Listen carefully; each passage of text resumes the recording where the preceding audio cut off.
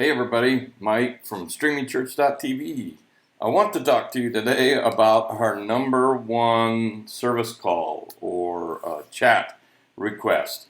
It's help with buffering, and it's not just us, it's everyone everywhere that streams. The number one request for help is buffering. Buffering is very simply, it's when the video stream is stuttering or pausing or freezing. There's a lot of causes for it, and that's why we're going to spend a few weeks talking about many things you can do to make buffering be a thing of the past.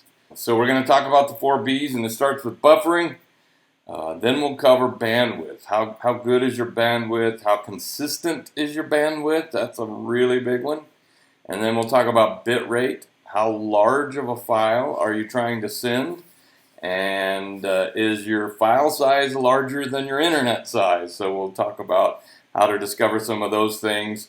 And finally, it's broadcast. So go broadcast and review and adjust the things that we just talked about, and you can avoid buffering. It is possible in most cases to avoid buffering with a few adjustments.